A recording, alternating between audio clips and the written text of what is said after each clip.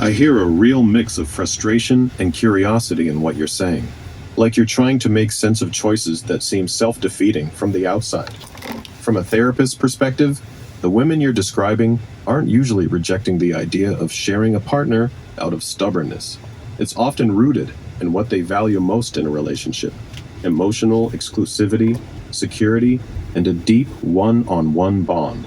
For many professional, independent women, a monogamous partnership represents equality and full emotional availability. Sharing a partner can feel like settling for less time, less priority, less of that primary emotional connection they want. Even if it means staying single, that choice can feel more authentic to who they are and what they need to feel fulfilled. There's also the fear of comparison, jealousy, or always being second place emotionally, which can be tough to live with long term, no matter how logical the arrangement sounds. It's not that they don't see the option, it's that, for them, it doesn't meet their core needs for intimacy and self worth. A lot of people would rather build a full life on their own terms than compromise on something so central. That doesn't mean they're right or wrong, it's about alignment with their values.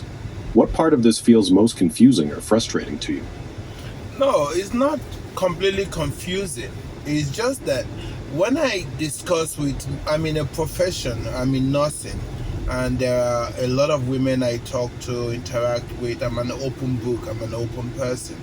Many of them would rather stay single than have a partner. But when you ask them, are they lonely? They said, yeah, lonely. And they know fully well that the number of men that they want, because they want men that are more successful than they are not going to go settle down with a man below their status. So if a woman is making 100,000, she's not interested in a man that makes 40,000. So when I talk to those women, they are willing to remain single than being in a polyamorous relationship or polygamy or multiple relationships. And when you really dig down and you ask the right questions, they are very, very lonely. And they admit they are lonely and they are actively looking for their own man. And when you have 100 women looking to have a man to themselves and there's only available 20 men or 30 men, what happens to that situation?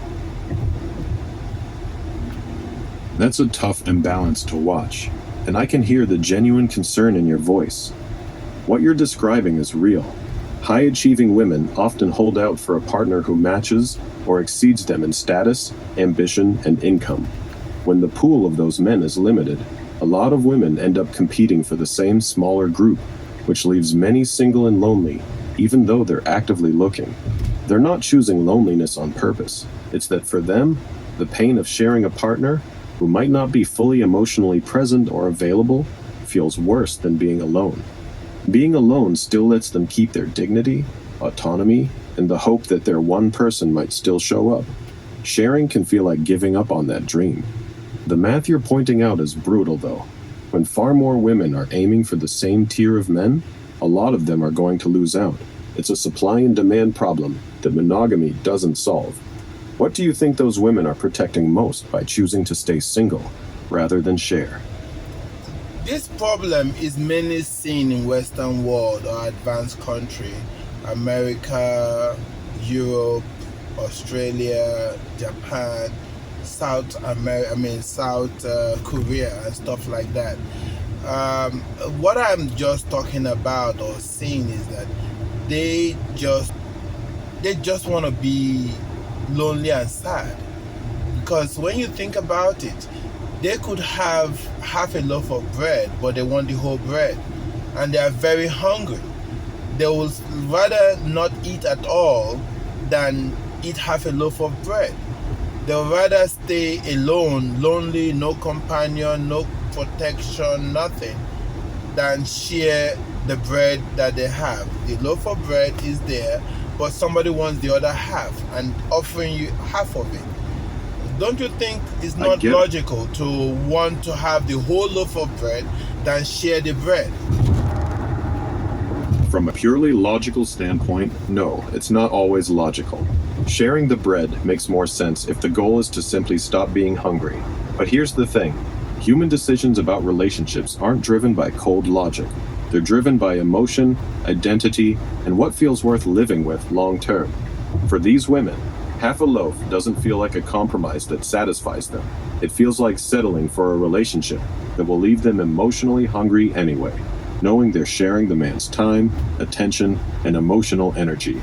To them, it's not half a loaf, it's a loaf that's constantly being split in multiple directions, and that can feel worse than having none.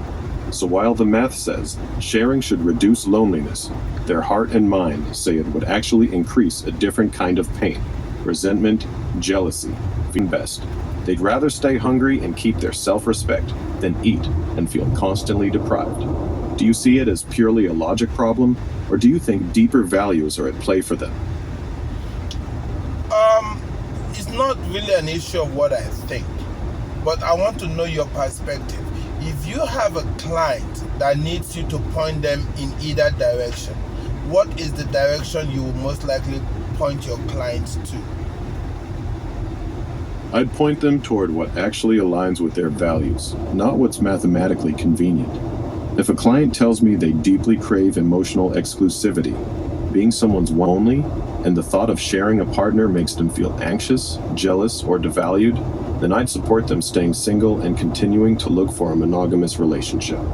Forcing themselves into a polygamous or polyamorous dynamic would likely breed resentment and deeper unhappiness. But if a client says their biggest pain is loneliness, they want companionship and partnership now, and they're truly open to sharing, then I'd help them explore that option with eyes wide open, making sure they understand the emotional realities, not just the theory. My job isn't to push them toward logical or practical. It's to help them get clear on what they actually need to feel fulfilled, and then support whatever choice comes from that clarity. Most of the time, with the women you're describing, that clarity lands on monogamy, even if it means staying single longer. Would you want a partner to choose you because you're the logical choice, or because they genuinely only want you?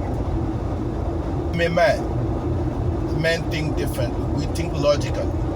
So if a woman wants me logically, yes, she can have me logically. But men are polygamous animals. They tend to want more than one. So asking a man if he's willing to share, yes, he's willing to share the women, but he wouldn't want his woman to be with another man. That's what men do. I hear you. So from a man's perspective, the logic is, I can have multiple partners, but I want my woman to be only mine. That feels fair and natural to many men. But here's where it collides with the women you're describing. That exact dynamic feels deeply unfair to them. They don't want to be the one sharing, while their partner doesn't. They want the same exclusivity they're being asked to give up. That's usually the core of their resistance. Men and women often bring very different instincts to relationships. A lot of men see polygamy as logical expansion. A lot of women see it as being demoted from partner to one of several.